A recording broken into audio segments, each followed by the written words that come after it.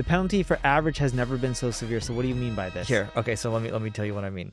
So Wall Street Journal tweeted this out, not tweeted this out, they wrote this. It says, why AI will widen the gap between superstars and everybody else. Workplace tensions and resentment will rise if top performers benefit more than everyone else from artificial intelligence tools. But there are things companies can do to level the playing field. So this person, Signal, tweeted, the penalty for being average has never been so severe, but the payout for being extraordinary has never been higher. And when you look at some of the things that you're talking about right now, okay, how do you reduce that rate from 60% error rate to maybe like 10, 15% or so? You're probably leveraging some technology Yes. to help you with that, right? I look at the speed in which we can, the fact that with ClickFlow, our internal SEO tool, initially was saving our team 20 hours individually per month, right? Now it's saving 55 hours per month per individual.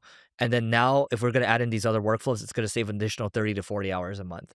And so that means gross margins are going to go up.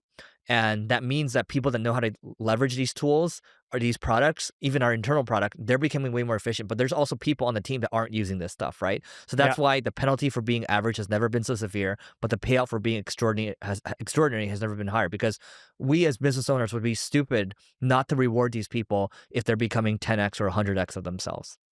Yeah. Do you want me to, I agree with you on this. Do you want me to get you the lead breakdown? Do it. Do you want me to go back to 625? 625 is what, June? June. That's June was 8,345. July was 7,549. These are just MQLs. 8 is August. So August is 8,018. September is 8,802. Okay. October is 3,703. The month isn't over yet, but it says pacing for forecasts because it predicts how much we'll get this month. It says 6,551. Okay, so it's down. It's down. Yeah. So 8,800 minus 6,600, is that what it is? 8,802.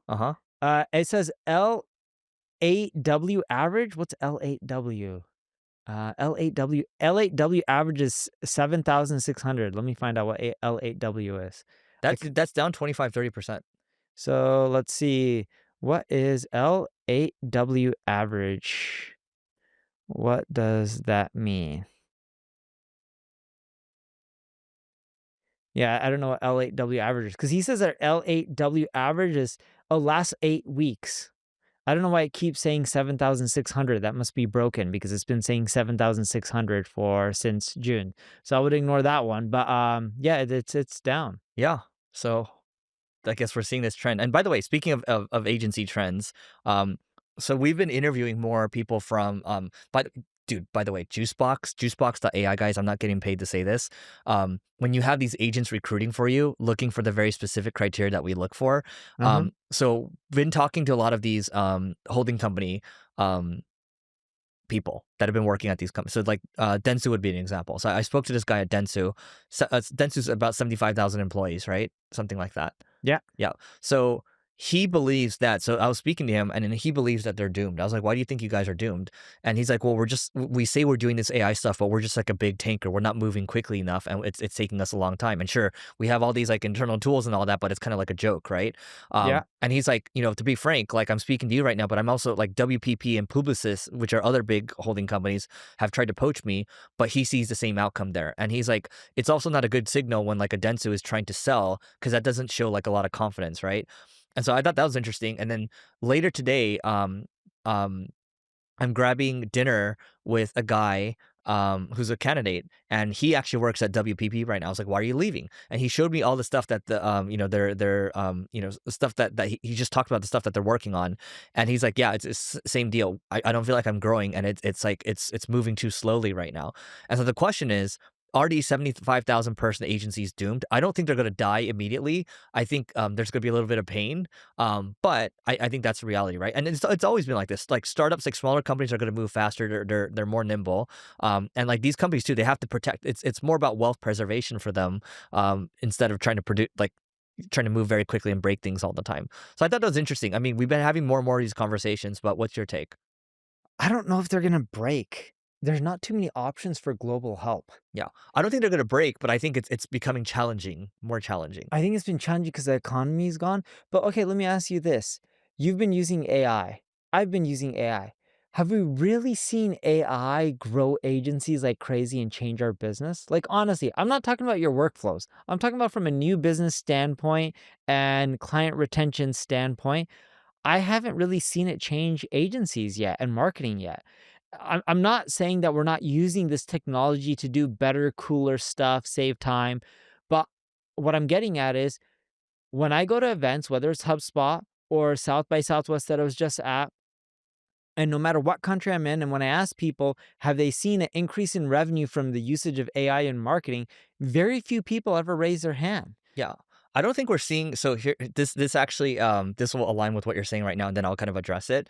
So McKinsey dropped a stat that should terrify every CEO. They just reported that 80% of companies now use AI, but only 1% are doing it well, meaning that only 21% redesign core workflows for Gen AI. Just 28% have their CEO personally leading governance. And the last thing here is those who did, so those CEOs who are personally leading governance, and I would count you're not a CEO, but like I would count yourself as you're a founder pushing it. Those who did are already reporting higher EBIT from Gen AI. And so my take on it is like there's pockets of this, right? But like you see, I do see reports of like, oh, this smaller agency is getting 85% gross margins from most of the AI work that they're doing. That those numbers maybe need to come down a little bit. But I think for us, like you look at your engineers, my engineers, like yeah, if they're even 3 times faster, 5 times faster doing that amount of work, I mean, that flows into our gross Yeah. margins. So, On a side note, they gave me US lead data. Do you want US yeah, yeah, lead yeah. data? Yeah, yeah, yeah, yeah. This is not MQLs. So before I give you MQLs, this Uh-huh. is just leads. Mhm. So the numbers are going to be higher, but keep in mind, majority are not qualified. Mhm.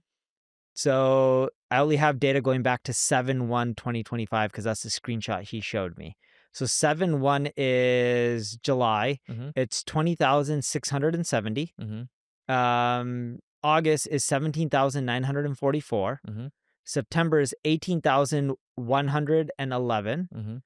And October is 8,088. Again, the month's not over. Mhm. It looks like, from my calculations, it's pacing for around 14,700. Mhm. He claims it's pacing for at least 15,000 because they look at weekdays versus weekends and when the month started. But he actually thinks it's going to be closer to around 16,000 this month Mhm. for leads, not MQLs. Keep in mind, MQLs go through more of a tougher criteria. Yep. Look, so I think all these things kind of go together. Like the penalty for being average has never been so severe. So yes, start to learn this stuff.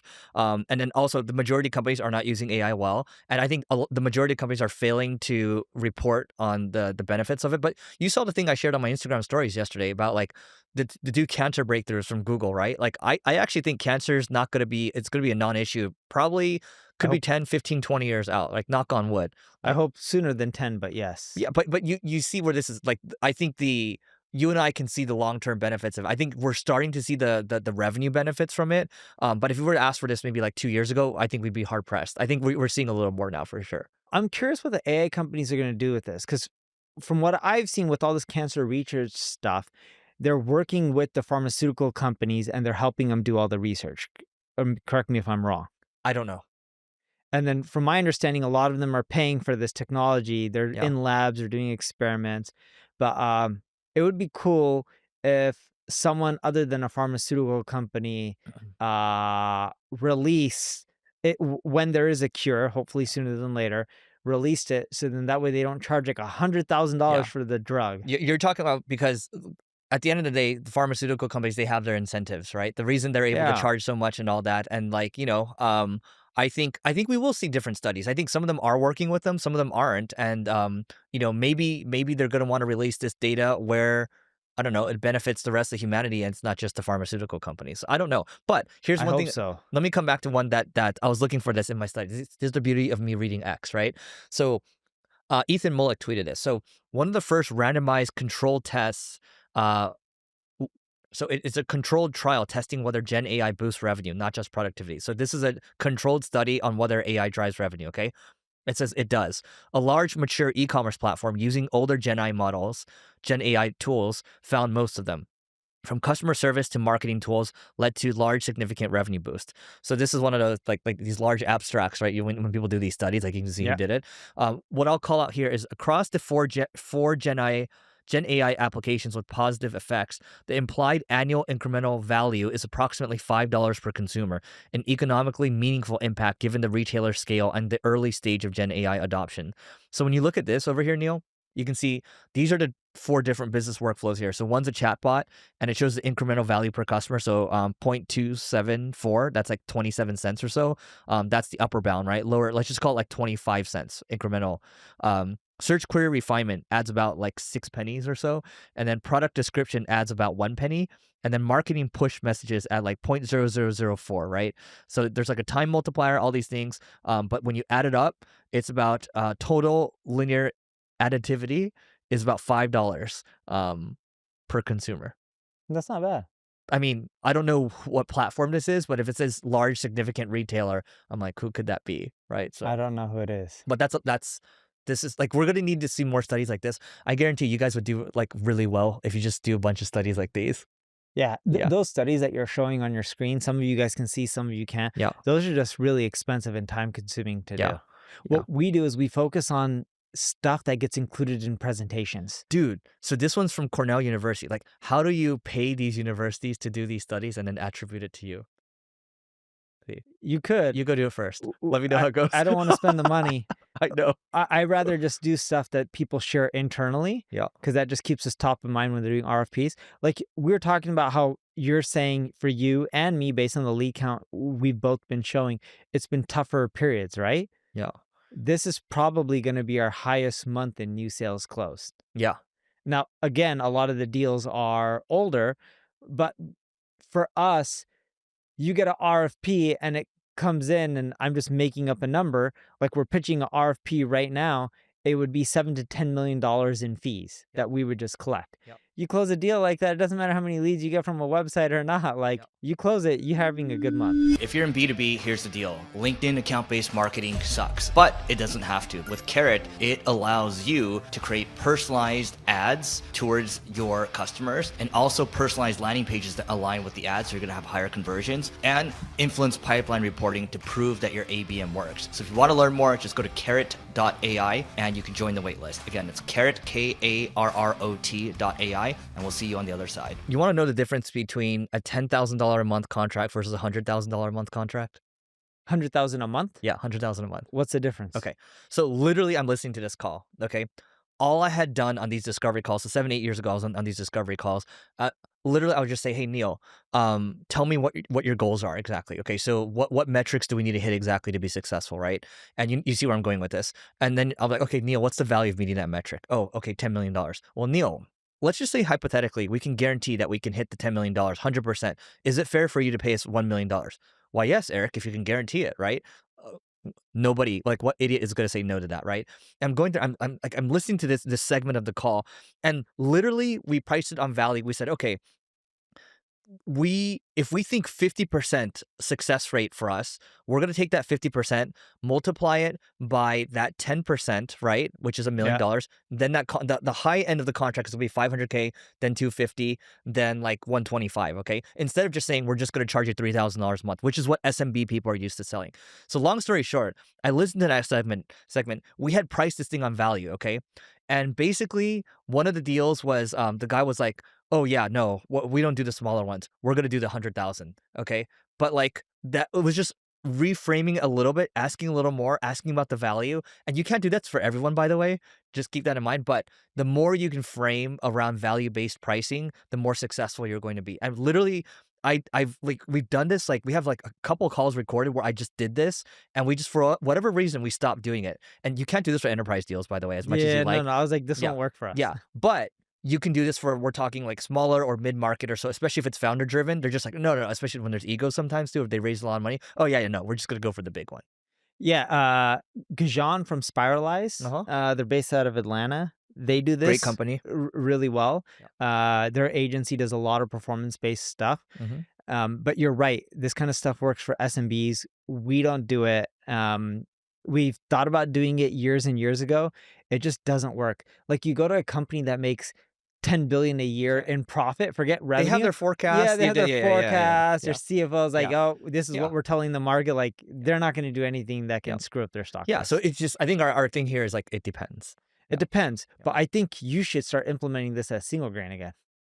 I'm just like, dude, like there's so much game tape and like my blood boils as I listen to that thing. I'm just like, dude, it's really not that hard. I think it's, you know what it is? I would just say for those of you that are listening to this that have the ability to implement this, I think it's for you, your job is to kind of go there and disarm your sales team and say, hey, look, it's okay. Like I know you're used to selling it this way, but I'm telling you, would you just frame it first? Hey, would you like to make more money? Would you like to make 10 times more money, right? Maybe just frame it that way. Yeah. And then like you can have a coaching conversation and oftentimes if you're the founder listening to this too, maybe they're a little scared to listen to you. So just disarm them and just say you're here to help them. And that's how you make it easier. Dude, one thing that people get wrong with sales and marketing, and I hear this all the time, because a lot of people ask me, how do I go upstream? Mhm. Even when I was in Singapore, not the most recent trip, but the one before, I did an interview with Tim from Ahrefs, Solo. and he was talking about how to go more Guess who upstream. set that up? Yeah, you set that up. That's right. So I appreciate it, by the Uh-huh. way. And when I was with Tim, he was asking me questions like how to go more upstream. I actually listened to that one. Yeah, It was a long interview. it was a long interview. Yeah. And I get that question a lot. And people believe that enterprise contracts are for a lot of money and they're sticky and they don't churn as much and, you know, you can make really great money. And a lot of those things are true. But what they forget is most enterprise contracts, even if they're RFP, sometimes they do, but majority of the time, they don't start out at 2 million, 5 million, 10 million, 100 million.